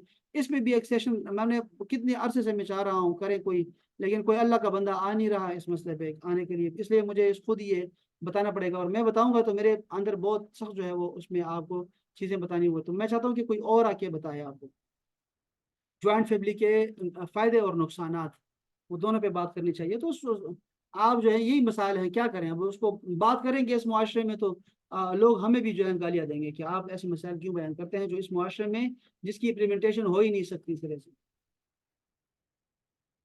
सर, इस टॉपिक पे तारिक जमील साहब ने बात की थी तो उनके खिलाफ लोगों ने कैंपेन चलाई थी। उन्होंने यही कहा था कि जॉइंट फैमिली सिस्टम नहीं होना चाहिए, हाँ जी और इसकी वजह से उन्होंने कहा था कि जितनी भी आजकल जो बर्बादियां हो रही हैं, जो घर बर्बाद हो रहे हैं, वो सिर्फ जॉइंट फैमिली सिस्टम की वजह से। उन्होंने जी हाँ बहुत ज्यादा इसके ऊपर वीडियोस की हैं, लेकिन उनके खिलाफ मैं देख रही थी कि सोशल मीडिया पे लोग डालना जी शुरू हो हाँ गए थे कि उन्होंने इतनी बड़ी बात कह दी है सोशल जी मीडिया जी पे आके। बिल्कुल ऐसा ही है। ये हमारे जो अपने हैं साहिल अदीम साहब, साहिल अदीम साहब जो है उन्होंने भी जो है वो तो ऐसी बहुत अजीब अजीब बातें करते हैं, वो तो उनको तो चीज़ों का ज़्यादा नहीं पता ना, वो तो खैर अलग से एक स्कॉलर है। लेकिन उन्होंने जो है वो टीवी पे आके जो है वो जॉइंट फैमिली सिस्टम के बारे में बताया, मैंने तफसील से फिर उनको जो है वो चीज़ें लिखी थी, और वो सुनते भी थे बातों को हमारी, अल्लाह ताला खुश रखे उनको। तो अल्लाह ताला हिदायत भी अता फरमाए उनको, और उलमा की और औलिया अल्लाह की और दीन की हदीस की जो है वो उनको जो है अल्लाह ताला अकल अता फरमाए, फहम अता फरमाए। तो वो जॉइंट फैमिली के हवाले से उन्होंने बड़ी अच्छी बातें की, इस हवाले से उनका बड़ा अच्छा स्टैंड है इस हवाले से। और हमारे उलमा भी नहीं बोल सकते ना, यही तो मसला है कि हम बोलेंगे तो वो इधर माएँ हैं ना। अगर आप ज्वाइंट फैमिली सिस्टम के खिलाफ बात करते हैं मसलन, तो आप किसके खिलाफ बात कर रहे हैं? आप असल में माँ बाप के खिलाफ बात कर रहे हैं। यानी औरत बीवी तो यही चाह रही है कि अलग से मुझे घर मिले, वो तो हर सूरत में अलग घर चाह रही है, हर सूरत में। तो जब शोर के हम जब आप उलमा भी ऐसे बात करेंगे बताएंगे तो वो माँ बाप टारगेट होंगे फौरन कि तुम लोगों ने माँ बाप के जो है ना खिदमत का मौका जो है बच्चों को नहीं देना चाहते। तो ये हम कौन, हमारा कौन होगा इनके बगैर? मेरे बेटे के अलावा मेरा कौन है? कौन है? और वो जो बेटा होगा वो भी ऐसे आगे जो है ना वो भी कहेगा हाँ मैं क्या करूं, मेरे वालिदैन की खिदमत के लिए कोई नहीं है। तो ये औरत लेके आता है और फिर उस औरत की जिंदगी उसको वो सिर्फ गुजारा करती है, वो सिर्फ वक्त गुजारती है सुबह से शाम, और सुबह शाम से सुबह करना चाहती है बस। उसकी जिंदगी ये रह जाती है, उसकी जिंदगी कोई जिंदगी नहीं होती। ये एक बड़ा अजीब सा प्रॉब्लम है हमारे यहाँ। तो इसके अच्छा फिर इसके मुकाबले में क्या हुआ? ये मुकाबला ये हुआ कि खातून ने कहा शोहर से कि भाई मुझे ना अलग घर से दे दो, मुझे और कुछ नहीं चाहिए तुम्हारे घर में, ये जो तुम्हारे देवर मेरे देवर हैं, और ये मेरी जो है सास, और ये रोजाना की लड़ाइयाँ हैं, तुम्हें भी जीने नहीं दे रही, तुम्हारी भी कदर नहीं करती, अलग घर लेके दे दो, हम करेंगे सारा कुछ करेंगे, अलग घर लेके दे दो, मैं तुझसे और कुछ नहीं मांगूंगी। और जब शोहर ने घर लेके दिया, अलग कर दिया घर, तो जो बीवी है वो शोहर की भी नहीं मान रही थी फिर। یعنی یہاں جوائنٹ فیملی سسٹم میں اس عورت پہ نظر رکھی ہوتی تھی نا، لازم بات ہے، ساس ہوتی ہے، کہہ دیتی ہے تو کیا پوہڑ سی بنی ہوئی ہے، صفائی کرو، صفائی، برتن نہیں دھوئے تم نے، یہ صفائی نہیں کی، اور ہر کوئی دیکھ رہا ہوتا ہے گھر میں، بچوں کو نہیں دھلایا تم نے، اس کو بچوں کو نہیں نہلایا، ہر کوئی کہتا رہتا ہے، لیکن جب عورت اکیلے گھر میں رہتی ہے تو بس کچرا بنا دیتی ہے سارے گھر کو، صفائی نہیں کرتی، پھر وہ یہ جو آپ کو جو ٹیکنیکل بتا رہا ہوں، جو ریئل بتا رہا ہوں میں آپ کو، وہ ایسے ہو رہا ہے کہ پھر وہ شوہر کہتا ہے کیا کروں، اب میری بھی نہیں مانتی، اب میں کیا کروں اس بیوی کا، اور کہہ دیتی خرچے کم ہو جائیں گے، خرچے تو میرے بڑھا دیے ہیں اس عورت نے، اب میں کیا کروں۔ تو ہمارے ہاں جوائنٹ فیملی سسٹم کی طرف لوگ اس لیے رغبت رکھتے ہیں کہ والدین کی خدمت ہو جائے گی اور خرچہ بھی کچھ بچ جائے گا جوائنٹ فیملی سسٹم میں۔ اس پہ ہم مسلسل بات کریں گے اور اس پہ ہم دونوں طرف کے دلائل دیکھیں گے اور ساری چیزیں دیکھیں گے، لیکن اسلام جوائنٹ فیملی سسٹم کے کو بڑھاوا نہیں دیتا، یہ ذہن میں رکھیے گا، جوائنٹ فیملی سسٹم کے خلاف نہیں بلکہ اس کو بڑھاوا نہیں دیتا، بس یہ ذہن میں رکھیے گا۔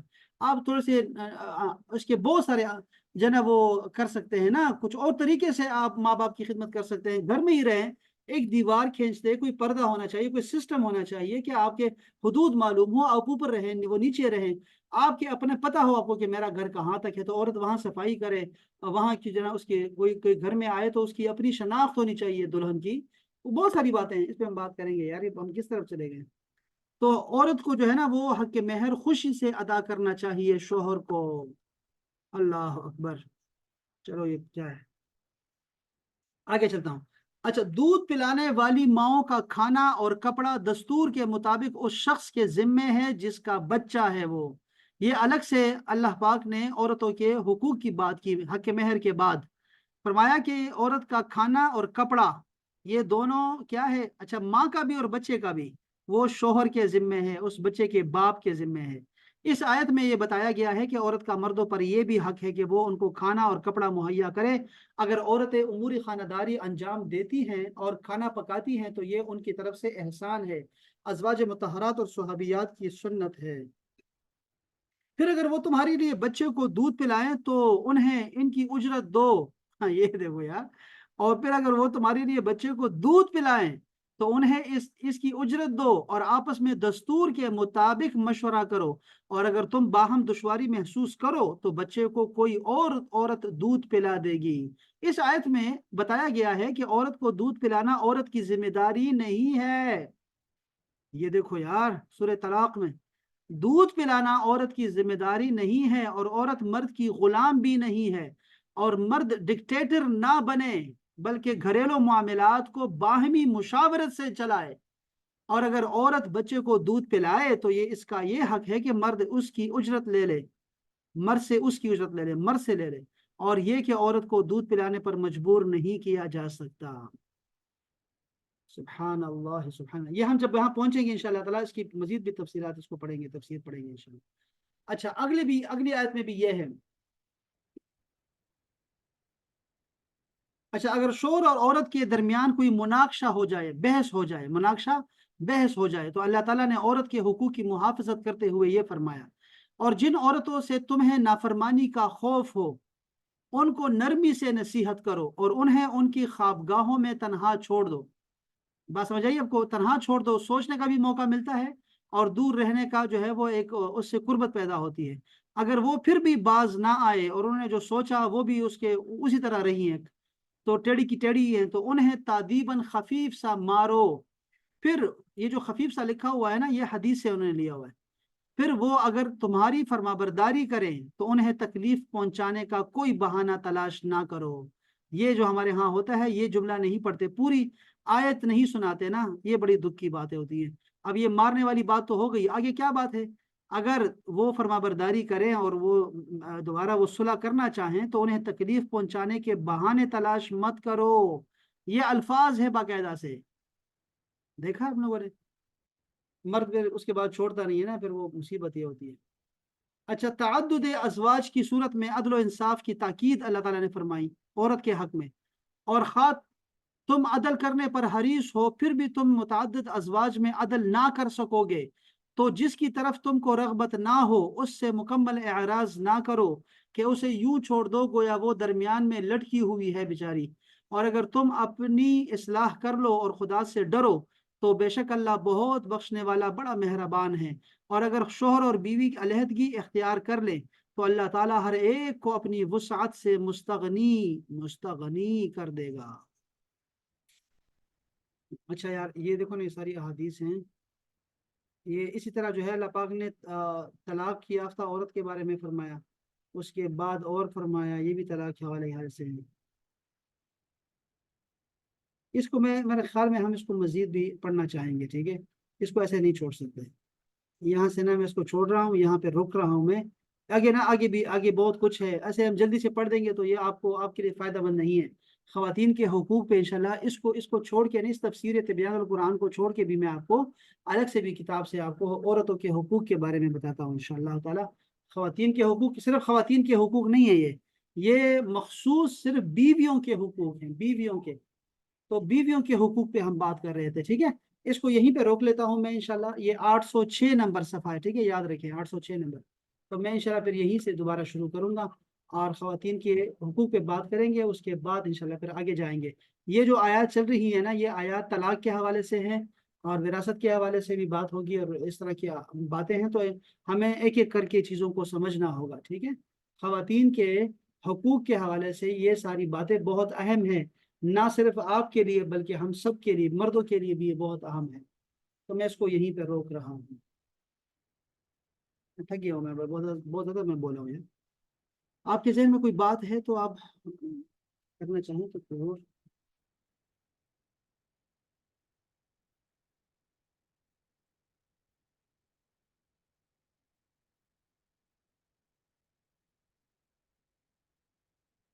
لڑکیاں سو گئی ہیں، کیا چکر ہے، جاگتے رہیں۔ سر جاگ رہے ہیں، لیکن یہ کہ کلیئر ہے سارا کچھ، آپ نے بڑے اچھے یہ بڑا طریقے سے ایکسپلین کیا تو سمجھ آ گیا ہے۔ ہاں یہ بہت ہے، یہ آسان بھی ہے انشاءاللہ، کوئی مسئلہ مشکل نہیں ہے، لیکن ہم اس کو مزید لے کے جائیں گے آگے۔ ابھی بیویوں کے حقوق اور مزید رہتے ہیں، میں آپ کو نا آگے احادیث آ رہی ہیں بہت زیادہ، تو احادیث کو بھی میں آپ کو جو ہے نا بتانا چاہتا ہوں۔ کچھ جو ایسے مسائل ہیں جو جدید مسائل ہیں، اس پہ بھی ہم لوگ بات کرنا چاہیں گے، جو اس دور میں کیا ہے۔ اب اسی طرح وہ سیدنا عمر فاروق نے کیا فرمایا کہ عورت جیت گئی اور عمر ہار گیا، وہ کیا مسئلہ تھا؟ وہ یہی مسئلہ تھا کہ انہوں نے حق مہر کی جو رقم ہے وہ محدود کرنا چاہیے۔ آج بھی ابھی جو میں نے نکاح پڑھایا، کل پرسوں پڑھایا نکاح ایک، اس میں بھی یہی کہتے ہیں، آپ جب پوچھو گے نا کہ جی حق مہر کتنا لکھوائیں، جی آپ بولیں وہ باہمی رضامندی سے حق مہر لکھوانا چاہیے نا، تو وہ پتہ کیا کہتے ہیں، جو شرعی حق مہر ہے وہ لکھ دیں، جی جتنا حق شرعی حق مہر ہے وہ لکھ دیں، اتنا بنتا ہے۔ وہ آج کل 10,000 روپے کا بنایا ہوا ہے، 10,000، یہ حق مہر نہیں ہے بھائی، یہ حق مہر نہیں ہے، حق مہر مقرر نہیں ہے، حق مہر جو ہے وہ مقرر نہیں ہے۔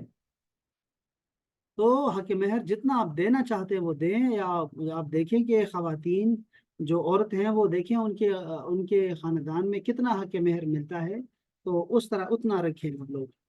تو حق مہر کے حوالے سے بھی بات۔ السلام علیکم سر۔ جی وعلیکم السلام، جی السلام علیکم۔ السلام علیکم۔ یہ میں بھی کہنا چاہوں گی کہ حق مہر تو لکھوا لی جاتا ہے، لیکن مرد بڑے بہانے کر کے عورتوں کو ابھی تک اتنی عورتیں 40-45 کی ہو جائے لیکن ان کا حق مہر کو ادا نہیں کیا جاتا، لکھوا لیتے ہیں لیکن ہاں جی ادا نہیں کیا جائے، تو شرط ہے نا کہ یہ ادا کر لیکن دیا جائے شادی کی رات میں یا بالکل نہیں، قسطوں شادی میں دے دیا جائے۔ ہاں اچھا دیکھو اس میں کیا ہے حق مہر کے حوالے سے۔ اب دیکھو کیا ہوتا ہے کہ حق مہر کب میں آپ کو کبھی بتا نا کہ نکاح ہم پڑھاتے ہیں تو نکاح کے وقت پوچھتا ہوں میں کہ آپ بتائیں جی حق مہر کتنا ہے، تو وہ جو مرد ہوتا ہے نا، مرد کا جو باپ ہوتا ہے، لڑکے کا جو باپ ہوتا ہے نا، وہ فوراً بولتا ہے، یہ بس یہ ایک فطرتی بات ہے، وہ فوراً بولے گا جی اتنا ہے، جی بس اتنا ہے، یعنی وہ فوراً جو ہے نا اس کو کم سے کم لکھوانا چاہتا ہے، ٹھیک ہے۔ اور جو عورت والے ہوتے ہیں وہ بےچارے خاموش رہتے ہیں، وہ شریف لوگ ہوتے ہیں، وہ کیا بولیں گے؟ تو میں پھر اسے زبردستی سمجھا کہ آپ اونچا آواز سے، ایسے نہیں کہ آہستہ آہستہ آرام آرام سے، نہیں بولو، آپ بتاؤ کتنا حق مہر ہونا چاہیے۔ جب وہ دونوں راضی ہو جاتے ہیں تو تب جا کے پھر نکاح جو ہے وہ باندھتے ہیں ہم لوگ۔ تو باہمی رضامندی سے ہونا چاہیے اور ایک دوسرے کے حیا رکھنا چاہیے۔ اچھا حق مہر کتنا ہونا چاہیے، تو وہ آپ ڈیپینڈ کرتا ہے کہ آپ کا خاندان کس لیول کا ہے، آپ غریب ہیں، امیر ہیں، آپ کے کیسا ہے، لڑکی کیسی ہے، تو سارا دیکھا جاتا ہے، سب کا، دونوں کا دیکھا جاتا ہے۔ اچھا پھر اس کے بعد یہ ہے کہ حق مہر میں دو طرح کے حق مہر ہوتے ہیں، ایک یہ ہے کہ فوراً ادا کرنا چاہیے۔ فوراً کا مطلب یہ نہیں ہوتا کہ ابھی بیٹھے ہوئے ہیں تو آج رات ہی ادا کر دو یا ابھی ادا کر دو، ایسا نہیں ہے۔ حق مہر کا مطلب یہ ہے، معجل کا جو جلدی ادا کرنا ہوتا ہے وہ یہ ہوتا ہے کہ یا تو عورت نے پہلے سے ہی پہنا ہوتا ہے، یعنی جو منگنی میں زیور آپ نے پہنایا ہوا ہے، یا آپ نے جو ہے وہ शादी वाले दिन आपने दे दिया, या आपने जो औरत के साथ जाएगा वो सारा जो है वो वही हक मेहर है जिसको मुअज्जल कहते हैं, यानी जल्दी अदा करने वाला।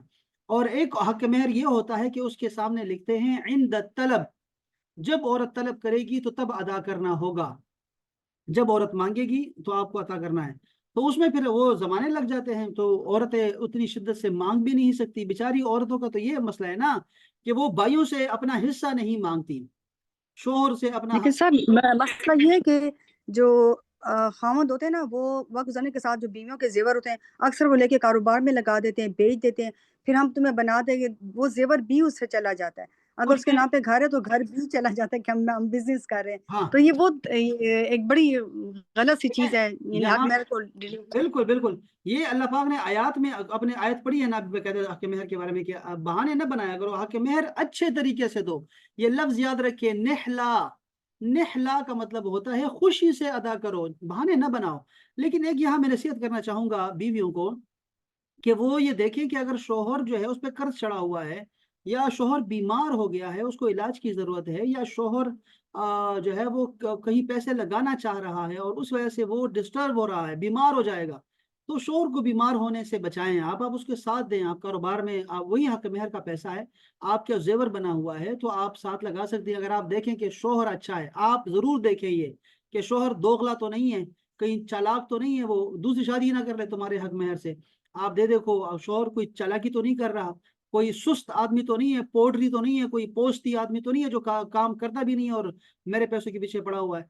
ऐसा नहीं होना चाहिए, आप न दें उसको, ये आपका हक है, आपके सर देखिए, हक है। आजकल का जो ना अलमिया ये है कि अब जो ना लड़के बहुत ज्यादा टेढ़े हैं। अब आप ये बात करते हैं ना कि मर्द के बड़े हुकूक हैं, लेकिन मैं खुद बेटियों वाली हूँ, इतने तेज लड़के हैं और इतनी उनकी डिमांड्स है कि कभी मैं सुनती हूँ उनकी बातें तो मेरे तो होश उड़ जाते हैं, और कभी मैं सोचती हूँ कि बीवियां कैसे कंट्रोल करेंगी आजकल के लड़कों को कि ये लड़के आजकल कितने तेज हैं।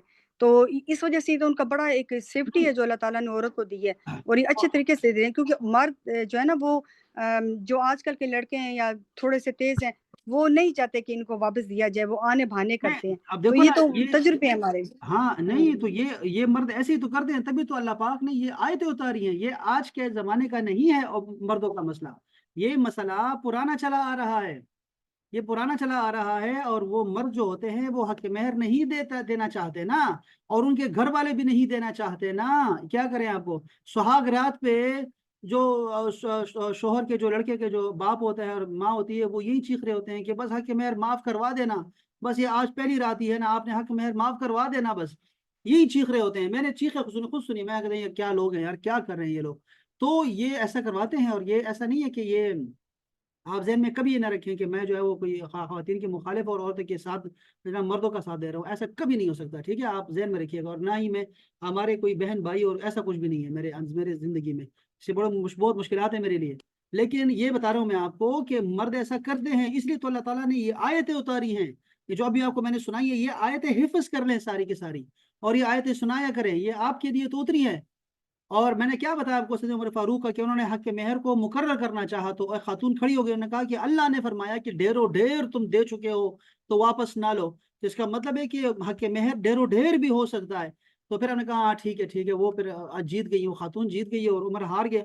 मतलब ये था कि हक मेहर जो है मुकर्रर नहीं है और वो देना चाहिए। लेकिन मैं आपको नसीहत कर रहा हूँ दोबारा से कि आप ये ना करो कि आपका माल आपके काम नहीं आएगा। फिर अगर आपका शोहर ही हार्ट पेशेंट और मर गया, मैंने देखा है ऐसे जिंदगी में कि औरत, शोहर जो है वो मर जाता है बेचारा, और औरत जो है वो अपने पैसे संभाल के रखती है और अपने पैसे नहीं देती, और ये मेरे माँ के पैसे और ये मेरे बाप के पैसे हैं। हत्ता कि अपने भाइयों से जो आपका हिस्सा मांगना होता है वो भी शोहर की रजामंदी के साथ आप मांग सकती है ना। ये आप ये भाइयों से नहीं ले रही, ये तो बाप का हिस्सा है जो आपको मिल रहा है, हक में उससे विरासत में मिल रहा है आपको। तो आप वो लें ताकि वो आप घर में इस्तेमाल करें, आपका शोहर इस्तेमाल करे, आपके बच्चे इस्तेमाल करें, आप इस्तेमाल करें, वो कर सकते हैं। अगर आपका शोहर अच्छा आदमी है, शरीफ आदमी है, तब जाके। और अगर वो खुद चोर चक्का है और वो खुद ऐसे जो है वो ड्रामेबाज है और वो पैसे जाया करने वाला आदमी है, तो फिर कभी उसका साथ ना दें। ठीक है, आप अपने उसमें करें, लेकिन पछताएंगी आप जब शोहर आपका जो है मर जाएगा या आपका शोहर जो है वो बीमार हो जाएगा, क्या फायदा फिर तुम्हारे माल का ऐसे। تو اس لیے عورت خواتین کو سب کو یہ نصیحت ہے کہ آپ اپنے مردوں کا بھی ساتھ دیا کریں، کاروبار میں بھی دے سکتی ہیں، اور یہ اکثر خواتین یہی کر رہی ہیں اس وقت، بھائیوں کا بھی ساتھ دیتی ہیں، بھائیوں سے حصہ نہیں مانگتی، اور شوہر سے حق مہر نہیں مانگتی، اگر لے بھی لیتی ہیں تو وہ واپس دے دیتی ہے کسی نہ کسی شکل میں، قرض اتارنے کے لیے یا پھر گھر بنانے کے لیے یا کاروبار بنانے کے لیے۔ تو یہ چیزیں چل رہی ہیں۔ ہم تو اچھے لوگ نہیں ہیں، میں تو پہلے کہہ چکا ہوں آپ کو کہ ہم کوئی اچھے لوگ نہیں ہیں، لیکن آپ جتنا کر سکتی ہو درمیانہ راستہ وہ ضرور اختیار کر لیا کریں، ضرور اختیار کر لیا کریں۔ اس پہ ہم دوبارہ بھی بات کریں گے انشاءاللہ تعالی، یہ خواتین کے حقوق پہ، پھر میں کہہ رہا ہوں خواتین نہیں، عورتوں کے یہ جو بیویوں کے حقوق پہ انشاءاللہ تعالی پھر بات کریں گے دوبارہ سے انشاءاللہ، چونکہ ان آیات کے تحت انشاءاللہ، اور اس کو بھی میں دہرا دوں گا انشاءاللہ جب بھی ہم بات کریں گے۔ کل ہمارا تو پیریڈ نہیں ہوگا، آج رات ہمارا 9 بجے کا ہے ہمارا، وہ آپ نے ضرور آنا ہے سب نے، اور 9 بجے آ جانا ہے سب سے پہلے، ٹھیک ہے، چونکہ وہ 9 بجے آ جاتے ہیں اور ٹائم ہمارا بہت تھوڑا ہوگا، تو ضرور ٹائم پہ آ جائیے گا 9 بجے۔ اور دوسرا یہ ہے کہ ہم ان ایسے موضوعات کو دوبارہ بھی انشاءاللہ تعالی دوبارہ ڈسکس کریں گے، اس کو انشاءاللہ منڈے کو انشاءاللہ پھر یہ دوبارہ ڈسکس کریں گے۔ کل رات 9 بجے بھی انشاءاللہ ہماری کلاس ہوگی، ٹھیک ہے، کل رات 9 بجے دوبارہ بھی کلاس ہوگی، آپ اس میں بھی آ سکتے ہیں انشاءاللہ۔ چلیں جی، اپنا بہت خیال رکھیے گا، اور دوبارہ ملتے ہیں انشاءاللہ نیکسٹ سیشن میں انشاءاللہ۔ آپ کی سماعتوں کا بہت بہت شکریہ، اللہ تعالیٰ قبول فرمائے، اللہ تعالیٰ سب کا خاتمہ بالایمان فرمائے، وآخر دعوانا ان الحمد للہ رب العالمین۔ السلام علیکم ورحمۃ اللہ تعالیٰ وبرکاتہ۔ وعلیکم السلام۔